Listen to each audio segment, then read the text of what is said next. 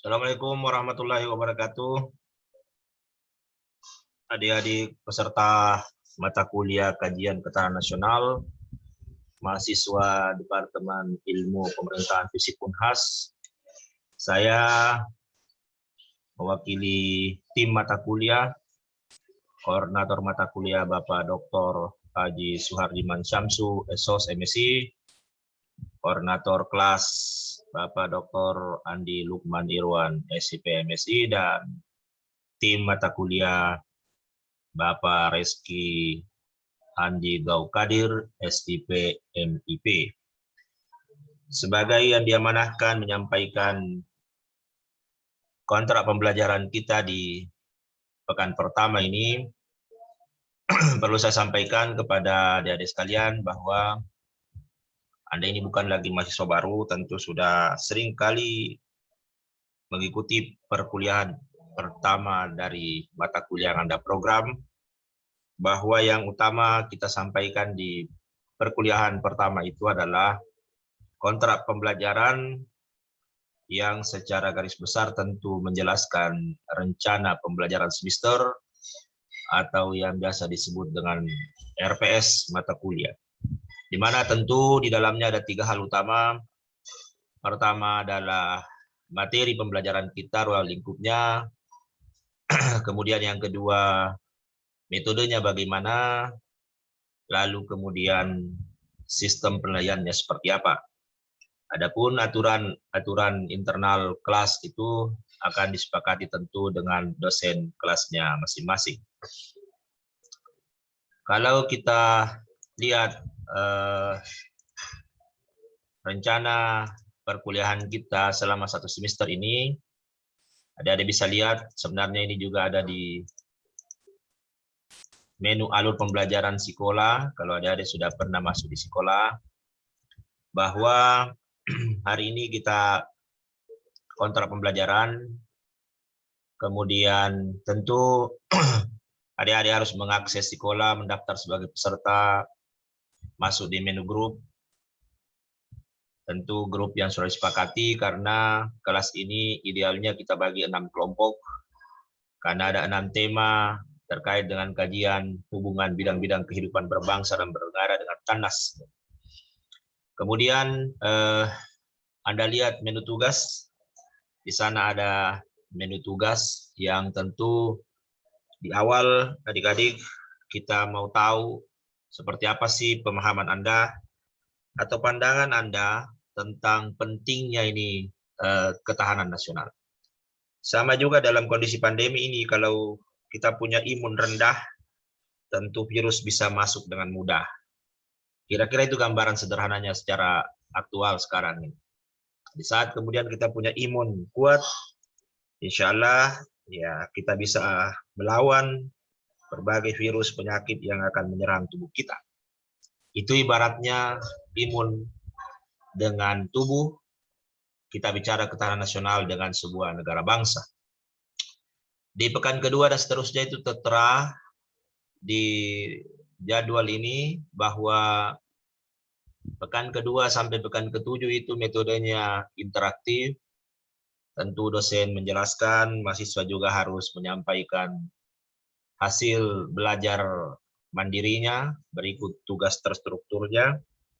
Karena ingat bahwa di dalam Permendikbud Dikti bahwa 1 SKS itu 1 jam belajar mandiri, tentu membaca literatur, melihat video-video pembelajaran. 1 jamnya adalah tugas terstruktur dan tentu ditentukan oleh dosen masing-masing. Kalau kita lihat mata kuliah kita ini, tugas terstrukturnya pekan kedua sampai pekan ketujuh adalah membuat paper individu terkait materi, dan Anda bisa lihat skenarionya, Anda bisa lihat ruang lingkup materinya di menu alur pembelajaran sekolah.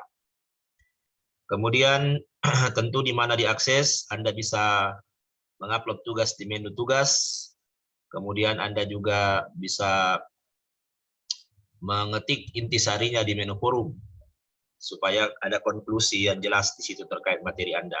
Nilainya bisa Anda lihat, kira-kira seperti itu sebarannya, sesuai dengan RPS kita. Kemudian ujian tengah semester, bisa saja ujian tengah semester itu kita lakukan di sekolah, bisa juga dalam bentuk lain, ikuti petunjuk dosen kelas yang masuk di pekan 8 dan pekan ke-16. Kemudian mulai pekan ke-9 sampai pekan ke-14 ini kita akan diskusi kelompok, collaborative learning, ya. Ada makalah kelompok, ada PowerPoint, dan ada presentasi. Cuma masalahnya sekarang ini di masa pandemi tentu terbatas kita bisa tatap muka secara tidak langsung karena kita tidak bisa luring di kelas. Sehingga ya efektifnya mungkin nanti setiap kelompok itu membuat video presentasi.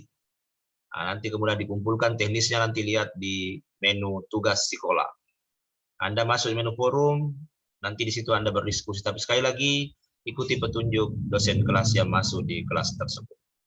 Karena setiap tema ini, setiap kelompok, yang 6 kelompok, kalau kita bagi 6 kelompok, itu harus buat makalah.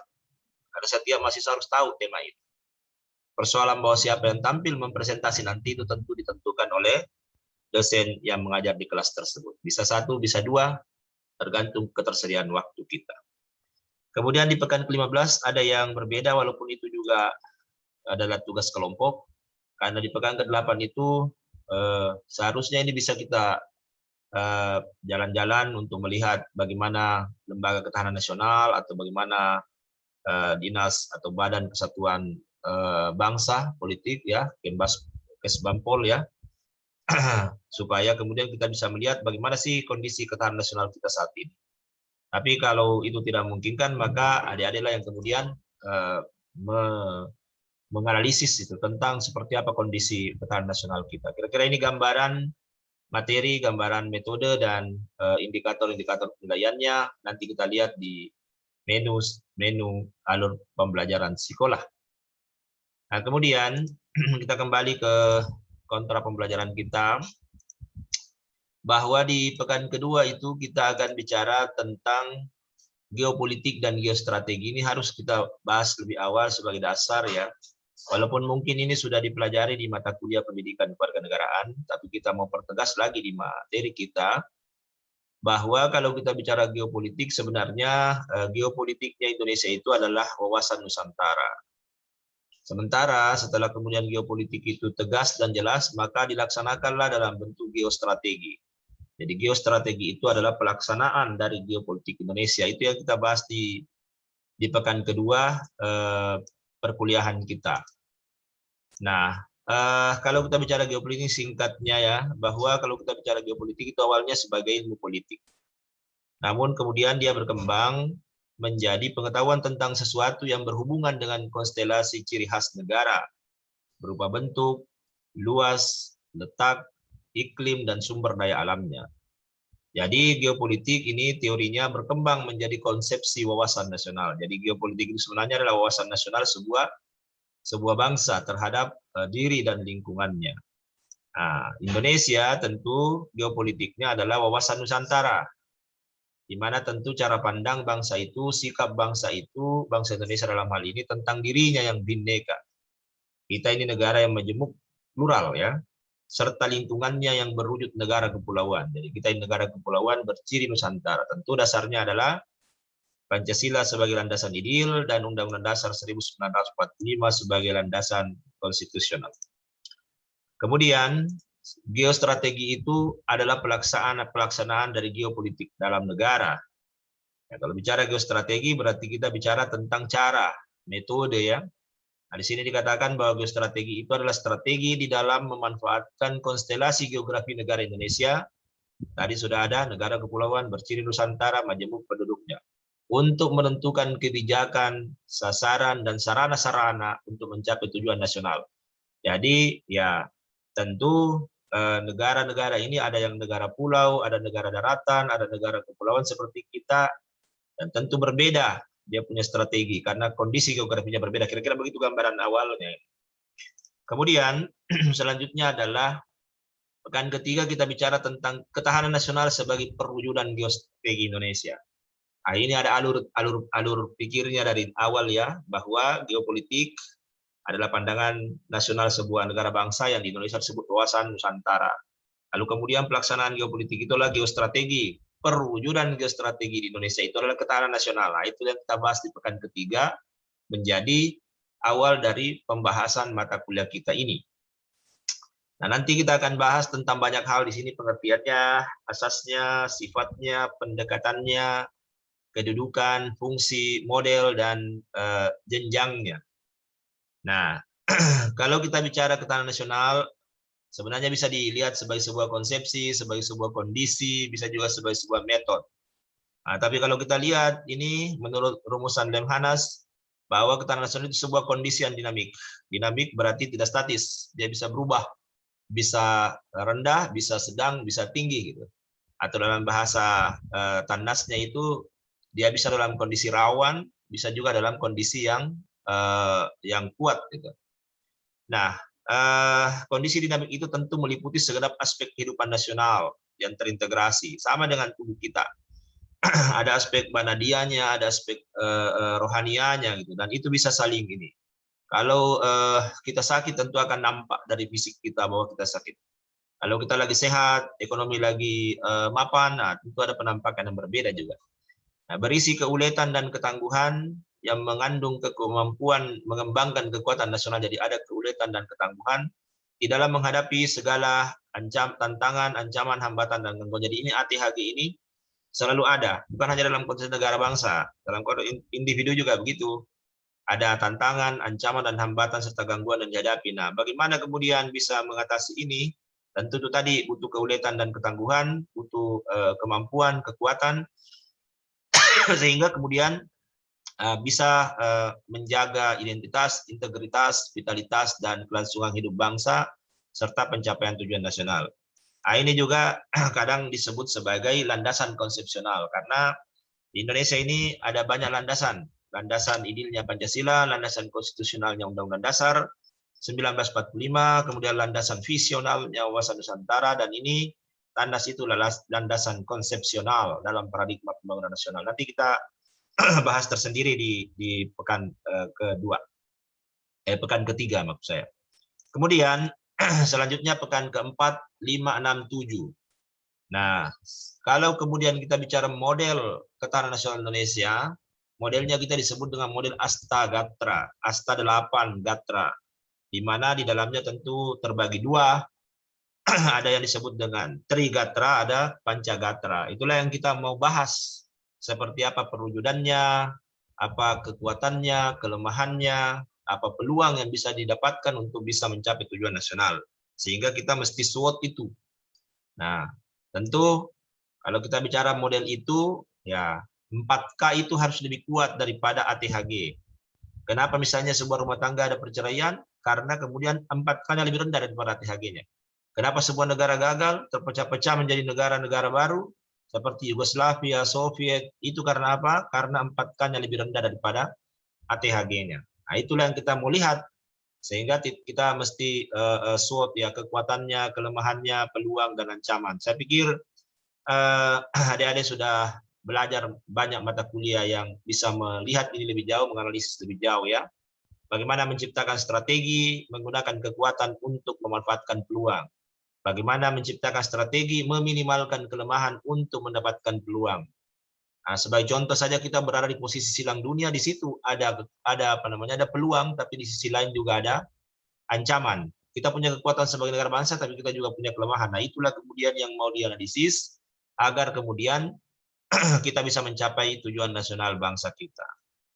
Jadi kita akan SWOT 8 Gatra, dan itu pelaksanaannya di pekan keempat 2 Gatra, pekan kelima 2 Gatra, pekan keenam 2 Gatra, pekan ketujuh 2 Gatra. Ini masih kuliah interaktif. Ini masih tugas individu. Pembagiannya silakan Anda lihat di menu alur pembelajaran sekolah. Di situ ada sub-sub materi beserta skenario pembelajarannya. Kemudian pekan ke-8 kita akan ujian tengah semester. Bisa saja di sekolah, bisa juga bukan di sekolah, tergantung ikuti dosen kelas pada pekan tersebut. Nah, mulai pekan ke-9 sampai pekan ke-14 kita akan diskusi kelompok. Tapi bukan berarti setiap kelompok punya tema yang berbeda setiap pekan. Temanya sama, judulnya boleh berbeda. Setiap kelompok buat. Kalau 6 kelompok, karena memungkinkan 6 dan idealnya memang 6, ya kita 6. Nah, makanya ini ada 5 pekan, ada 6 pekan kita akan diskusi kelompok. Ya, tentu melihat bidang-bidang kehidupan bernegara kita dikaitkan dengan ketahanan nasional, ya, bahwa tentu isi makalahnya itu mesti memuat konsep, tentu konsep-konsep terkait dengan bidang-bidang kehidupan berbangsa bernegara itu. Kemudian perlu penggambaran realitanya, bagaimana sih misalnya ideologi itu dalam kehidupan berbangsa bernegara kita. Bagaimana realita ekonomi, bagaimana realita politik, bagaimana realita sosial budaya, bagaimana realita hukum, bagaimana realita pelaksanaan hak dan kewajiban bela negara di masyarakat kita. Apa masalahnya? Lalu kemudian Anda diharapkan bisa memberi alternatif solusi kaitan dengan bidang-bidang kehidupan berbangsa bernegara itu untuk bisa menguatkan ketahanan nasional kita. Ini tersebar dari pekan 9, pekan 10, pekan 11, pekan 12, pekan ke-13 tentang rule of law, negara hukum. Hukum tidak tegak, negara kacau, ketahanan nasional kita pasti juga akan lemah. Bela negara untuk mewujudkan ketahanan nasional, dan silakan tentu ada rujukan-rujukan aturan juga, baik itu di konstitusi kita maupun di undang-undang ketahanan negara. Bagaimana sih bela negara itu di Indonesia, karena ada juga negara yang mewajibkan bela negara, warga negara dalam bentuk wajib militer. Kemudian pekan ke-15, akhirnya saya bilang pengukuran kondisi ketahanan nasional. Tidak perlu terlalu lengkap, sempurna, ambil saja satu bagian, ya. Bahwa ya kalau kita bicara pengukuran ketahanan nasional ini kan, kalau tadi kita bahas modelnya, bahwa itu sebuah hal yang terintegrasi, sebuah hal yang holistik, sebuah hal yang menyeluruh. Aspek Trigatra dengan aspek Pancagatra itu harus dilihat secara komprehensif. Nah, kemudian di sini ada indeksnya, ada disebut rawan, kurang tangguh, cukup tangguh, tangguh, dan sangat tangguh. Nanti adik-adik di pekan ke-15 ini mau melihat bahwa seperti apa sih 8 gatra itu. Apakah di gatra tertentu ada hal yang rawan? Ya, karena kalau kita lihat sebenarnya ada dua aspek atau dua gatra yang rawan di tahun 2019 yang pernah diteliti oleh Lemhanas, ya, kaitannya dengan gatra sosial budaya dan gatra ideologi. Itu di angka 2, berarti dia dalam posisi kurang tangguh. Itu artinya ada peringatan, warning, ya. Kemudian tentu kalau adik-adik nanti mau melihat, ya di situ setiap gatra ada variabelnya, ada indikatornya, ada parameternya. Tentu ini berbeda-beda. Kalau kita bicara variabel, indikator, dan parameter. Parameter tentu alat ukurnya lebih kecil lagi untuk melihat itu. Nah, setiap kelompok ada tugasnya. Kelompok 1, 2, 3, 4, 5, 6. Nah, itu melihat gatra-gatra yang berbeda. Kalau ini memang dibagi.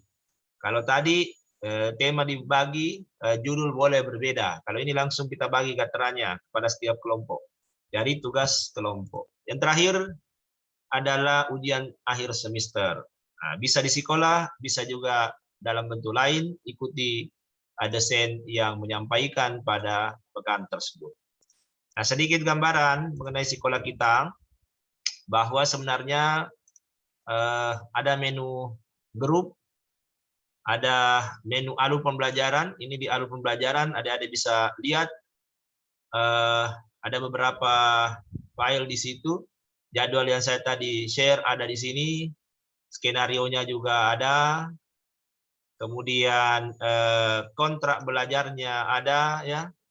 Nah, ini pendahuluan nanti kami kirimkan di sini karena kelihatannya ada sedikit yang berbeda di di pendahuluan ini. Nanti kami akan kirim ulang, ya, karena ada perbaikan. Nah, di pekan-pekan berikutnya juga ada petunjuk-petunjuknya. Kemudian tentu secara teknis nanti kami kirimkan video teknisnya, ya, karena kalau misalnya ini di interaktif kita yang terkait dengan gatra, nah ini ada skenarionya, kemudian ada submaterinya, bahan ajar juga ada di sini kami kirimkan. Jadi ini sudah terbagi. Kelompok 1 misalnya menjelaskan perwujudannya, kelompok 2 menjelaskan hubungan antara gatranya, kelompok 3 menjelaskan ancaman dan peluangnya. Jadi sudah ada petunjuk sebenarnya yang bisa dilakukan. Tapi sekali lagi bahwa ikuti dosen kelas di pekan tersebut. Ini hanya membuat hal-hal yang ideal, bahwa pelaksanaannya itu tergantung pada dosen kelas kita masing-masing. Baik adik-adik, terima kasih. Cukup sekian untuk pekan pertama ini. Assalamualaikum warahmatullahi wabarakatuh.